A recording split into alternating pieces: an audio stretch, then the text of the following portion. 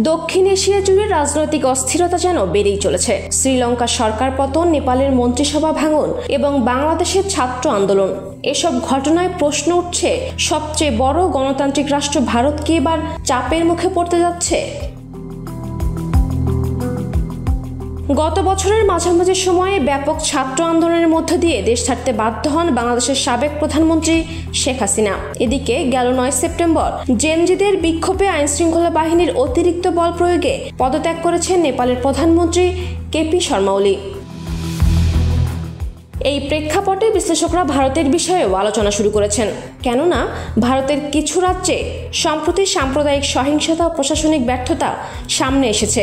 এছাড়া রাজনৈতিক মঞ্চে ভারতের ভাবমূর্তি উন্নত হলেও অভ্যন্তরীণভাবে গণতন্ত্রের অবক্ষয়, বিরোধী দল দমনের অভিযোগ, সংবাদ মাধ্যমের স্বাধীনতা নিয়ে প্রশ্ন তুলছে বিভিন্ন মহল। রাজনৈতিক বিশ্লেষকদের মতে দক্ষিণ এশিয়ায় যে ধারাবাহিক রাজনৈতিক অস্থিরতা দেখা যাচ্ছে তা শুধু ছোট দেশগুলোর জন্য নয়, বরং বৃহৎ গণতান্ত্রিক ব্যবস্থা ভারতেও চাপ তৈরি করতে পারে। দক্ষিণ এশিয়ায় রাজনীতি যেন এক ফুটন্ত পাত্র, যেখানে ভেতরে জমে থাকা চাপ একের পর এক বিস্ফোরণের রূপ নিচ্ছে।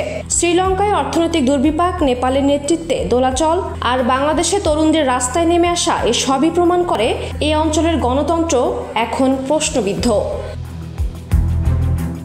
ভারত তুলনামূলকভাবে স্থিতিশীল হলেও আস্থার ভিত ঠিক কতটা মজবুত তা নিয়ে বাড়ছে সংশয়। কারণ গণতন্ত্র শুধু নির্বাচন দিয়ে টিকে থাকে না, গণতন্ত্র টিকে থাকে দেশের সরকার এবং জনগণের সমঝোতায়, যেখানে জনগণ প্রশ্ন করে আর সরকার জবাব দিতে বাধ্য থাকে।